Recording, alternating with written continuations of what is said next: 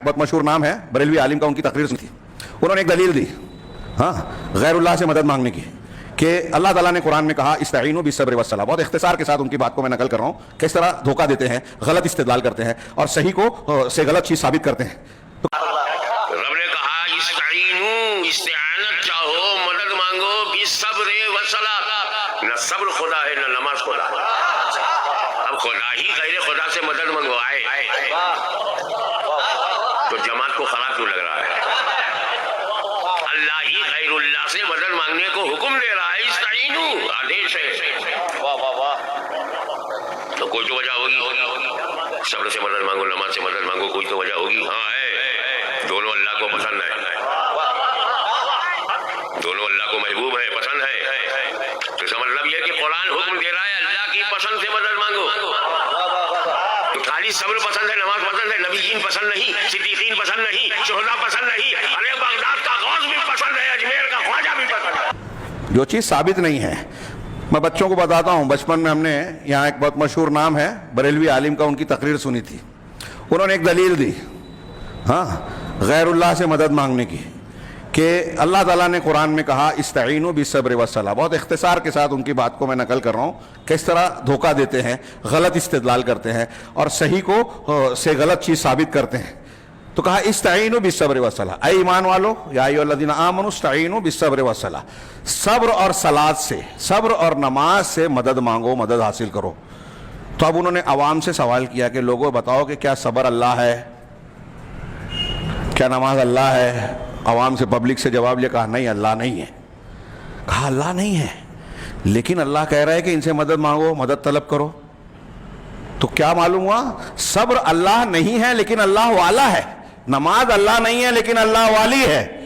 اس سے معلوم یہ ہوا کہ اللہ والے اور اللہ والی سے مدد مانگی جا سکتی ہے. نعرہ تکبیر. ان کے یہاں کا جو رواج ہے جیسے محفل مشاعرہ چلتی ہے، ایسا لگتا ہے کہ واہ واہ صاحب سبحان اللہ الحمدللہ. یہ قرآن کے ساتھ کھلواڑ ہے. ہاں ہمیں اور آپ کو ہنسی آ رہی ہے اس کے استدلال پر، لیکن رونا چاہیے کہ اللہ کے کلام کے ساتھ کھلواڑ کر رہا ہے ایک وہ شخص جس کو لوگ عالم سمجھ رہے ہیں. ڈنکے کی چوٹ پر کہہ رہا ہوں، ہاں کسی کو برا لگے، کوئی حملہ کرے تو میں اس کو سعادت سمجھوں گا کہ یہ قرآن کا دفاع کر رہا ہوں میں. ہاں آپ پڑھیے اہل عقیدہ علماء سلف و خلف کی کتابیں کہ وسیلہ لگانا 3 قسم کا وسیلہ جائز ہے. 3 وسیلہ جائز ہے، اس کے علاوہ سب ناجائز ہے. جو جائز ہے وہ کیا؟ پہلا وسیلہ اللہ کے اسماء الحسنی اور صفات علیہ کا وسیلہ. دلیل بہت سی ہیں. ایک دلیل قرآن کی آیت ہے وَلِلَّهِ الْأَسْمَاءُ الْحُسْنَى فَادْعُوهُ بِهَا. اللہ کے بہترین نام ہیں، اچھے نہیں، سب سے اچھے، بہترین. اللہ کے حسنہ بہترین نام ہے، اللہ کو انہی ناموں سے پکارو. میں اس تفصیل میں کسی اور موقع پر بریق الجمان میں ہم تفصیل سے پڑھ چکے ہیں، شارٹ میں آگے بڑھ رہا ہوں کہ یہ سب سے بہترین وسیلہ ہے، اللہ کے ناموں کا وسیلہ لگا کے اللہ سے مانگنا کہ اللہ تو غفار ہے، تو جو ہے غفور ہے، تو مجھ کو بخش دے، میری مغفرت فرما دے، تو رحمان ہے، رحیم ہے، مجھ پر رحم فرما، تو تواب ہے، میری توبہ قبول کر لے، ہاں تو رزاق ہے، مجھے روزی دے. تو ناموں کا وسیلہ لگانا سب سے اعلیٰ، عرفہ اور بہترین وسیلہ. دوسرا جائز وسیلہ کہ کسی زندہ نیک، واقعی نیک ہو، قرآن و حدیث پہ عمل کرنے والا آدمی ہی نیک ہوگا، بدعتی آدمی نہیں. کتنا بڑا بھی عالم ہو، اس کے کتنے بھی قصے مشہور ہوں، یہ میں نہیں کہہ رہا ہوں، قرآن حدیث کہہ رہے ہیں. ہاں الا ان اولیاء اللہ لا خوف علیہم ولا هم یحزنون الذین آمنوا وکانوا یتقون. سورہ یونس کی اس آیت کو جا کے پڑھیے، اس میں بتایا اللہ کے ولی کون ہیں؟ جو ایمان والے ہیں، تقوی والے ہیں. تقوی ایمان والا، اور اگر جس کا ایمان صحیح نہیں ہے، شرک ہے، بدعت ہے، ایمان صحیح نہیں. اگر کوئی حرام کام کرتا ہے، زناکار ہے، بدکار ہے، حرام خور ہے، اور یا اس قسم کی شراب نوشی کر رہا ہے، ہاں اور نماز نہیں پڑھتا، سنتوں پر عمل نہیں کرتا، متقی نہیں ہے، تو اللہ کا ولی ہو ہی نہیں سکتا. اور ایسے کسی آدمی کو کوئی اللہ کا ولی مانے تو علماء نے لکھا ہے کہ وہ قرآن کی اس آیت کا انکار کر رہا ہے، کافر ہو جائے گا. اللہ کا ولی وہی ہوگا جو قرآن و حدیث پر عمل کرے گا. بعض سلف نے لکھا، شاید شیخ عبد القادر جیلانی میں کہ اللہ کا ولی اہل حدیث ہی ہو سکتا ہے جو قرآن و حدیث پر عمل کرے. وہی ہے، وہی اللہ کا ولی ہوگا. قرآن حدیث کی مخالفت کرنے والا اللہ کا ولی کہاں رہے گا؟ جتنی محبت ہوگی اللہ سے، جتنی اللہ اور رسول کی فرما برداری، اتنی ولایت کا درجہ ہوگا اونچا. تو خیر اللہ تبارک و تعالیٰ، میں کیا کہہ رہا تھا؟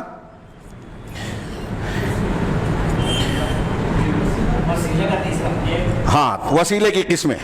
وسیلے کی دوسری قسم ہے کہ نیک صالح زندہ آدمی سے دعا کروانا، حاضر میں، غائب میں نہیں. ہاں، جو قادر ہو دعا کرنے پر، ہاں، جو دعا کر سکتا ہو، زندہ ہو، اس سے. اور یہ جو کسی سے ہم کہتے ہیں نا، جو مثال دیتے ہیں کہ بھئی عورت سے ہم روٹی پکواتے ہیں تو یہ وسیلہ ہے، ایسی چیزوں کو شرعی وسیلہ نہیں کہتے. جو وسیلہ دنیا میں چلتا ہے، جس کی ہم طاقت رکھتے ہیں، جو ہمارے بس میں ہے اور کر سکتا ہے آدمی، یہاں نہیں کہا جائے گا کہ یہ عبادت ہے. میں نے آپ سے کہا پانی لا کے دے دیجئے تو پانی میں نے وسیلہ مانگا، یہ شرک کر دیا. نہیں، جو میں کر سکتا ہوں، آپ سے کروا سکتا ہوں، یہ چیزیں عبادت کے زمرے میں نہیں آتی. تو خیر، نیک صالح زندہ آدمی سے دعا کرنا، مرنے کے بعد نہیں، یا اس کی غیب کی حالت میں نہیں، اس کی شخصیت اور جاؤ مرتبے کے سے نہیں، اس سے دعا کروانا. اس کی دلیل ہے اللہ کے رسول خطبہ دے رہے تھے، ایک اعرابی آیا، بارش کے لیے دعا کی درخواست کی، دعا کی آپ نے، بارش ہوئی. اور بھی اس طرح کے حضرت عمر نے حضرت عباس سے استسقا پڑھوائی اور کہا کہ اللہ کے رسول کا ہم پہلے وسیلہ لگاتے تھے، اب عباس ان کے چچا کا لگا رہے ہیں. بولتے دیکھو یہ شخصیت کا شخصیت کا ہوتا تو اللہ کے رسول کا لگاتے نا. حضرت عمر حضرت اللہ کے رسول کا چھوڑ کے حضرت عباس کا لگا رہے ہیں. اس کا مطلب یہ کہ اس کو جائز نہیں مان رہے ہیں اب وفات کے بعد، وفات رسول صلی اللہ علیہ وسلم کے بعد. ہاں، اور اس کے علاوہ حضرت عباس رضی اللہ تعالیٰ نے اللہ سے دعا کی، اور بعض روایتوں میں اس کی وضاحت ہے کہ ہم عباس سے دعا کروا رہے ہیں، یعنی یہ مفہوم واضح ہوتا ہے اس سے. تو اللہ عباس کی دعا کا وسیلہ لگایا، شخصیت کا نہیں. خیر، تو میں عرض کر رہا تھا کہ یہ دوسرا وسیلہ. تیسرا جو جائز وسیلہ ہے وہ یہ ہے کہ اپنے نیک صالح اعمال کا وسیلہ لگانا. ربنا اننا سمعنا منادیا ینادی للایمان ان آمنوا بربکم فآمنا ربنا فاغفر لنا. یہ میں نے قرآن کی ایک آیت کی مثال دی کہ ہم ایمان لائے لہذا تو بخش دے. ایسے قرآن حدیث میں بہت سی دلیلیں ہیں کہ وہ بخاری کی جو روایت ہے، 3 لوگ غار میں پھنس گئے تھے، دہانہ بند ہو گیا تھا، اپنے اپنے نیک عمل کا وسیلہ لگا کے دعا مانگی، تھوڑا تھوڑا وہ پتھر سرکا اور پھر یہ لوگ نکل گئے. نیک اعمال کا وسیلہ لگا کے دعا مانگنا تو دنیا کی چیز مانگی جا سکتی ہے، لیکن اس میں بھی علماء نے لکھا کہ نیک اعمال جو آپ نے کیے ہیں اس کے وسیلے سے آخرت مانگنا زیادہ بہتر ہے، صرف دنیا مانگنا افضل نہیں ہے. ہاں، مغفرت، رحمت، ایسی چیز مانگے جس سے دنیا اور آخرت دونوں میں فائدہ ہو. تو اب یہ 3 جائز قسمیں ہیں. اسی کی ایک دلیل یہ ہے کہ اللہ تعالیٰ نے کہا کہ صبر اور صلات سے مدد طلب کرو. صبر اور صلات کیا ہیں؟ اعمال ہیں، اعمال صالحہ ہیں. قرآن میں جو کہا گیا یا ایھا الذین آمنوا ابتغوا الیہ الوسیلہ، قرآن کی 2 آیت میں لفظ وسیلہ آیا ہے. ایک سورہ اسراء بنی اسرائیل جس کو کہتے ہیں، ایک سورہ مائدہ کی، یہ جو میں نے پڑھا، یا ایھا الذین آمنوا اتقوا اللہ وابتغوا الیہ الوسیلہ، اور اللہ کی طرف وسیلہ پکڑو، تلاش کرو. کیا مطلب ہے؟ جتنے معتبر مفسرین ہیں، علامہ ابن کثیر نے حضرت ابن عباس اور دوسرے علماء سے نقل کی کہ وسیلے کا مطلب یہ ہے کہ نیک اعمال کے ذریعے سے اللہ کی قربت چاہو. وسیلہ مانے ذریعہ، اللہ سے تک پہنچانے والا. کون سی چیز ہے؟ نیک اور صالح اعمال، شریعت پر عمل. علامہ ابن کثیر نے کہا کہ تمام سلف خلف کے معتبر مفسرین نے لگ بھگ یہی معنی بیان کیا ہے. شخصیت کا وسیلہ کہیں آیا ہی نہیں. تو استعینوا بالصبر، میں نے بات تھوڑی لمبی ہو گئی کہ میں یہ مثال دے رہا تھا کہ یہ جائز وسیلہ تھا کہ نیک اعمال کا وسیلہ لگایا جائے یا اس کے ذریعے سے اللہ کی قربت چاہی جائے. صبر اور صلات اپنے نیک اعمال ہیں، دوسرے کی شخصیت سے نہیں. تو اب میں یہی عرض سمجھانا چاہ رہا ہوں آگے بڑھنے سے پہلے کہ قرآن و حدیث میں ایک چیز اگر ثابت ہے تو اس سے وہی چیز ثابت ہو رہی ہے، اور جو ثابت نہیں ہے اس ثابت شدہ چیز سے اس پر استدلال کرنا، یہی دھوکہ دیتے ہیں عام طور سے اہل بدعت اور گمراہ طبقے، فرقے.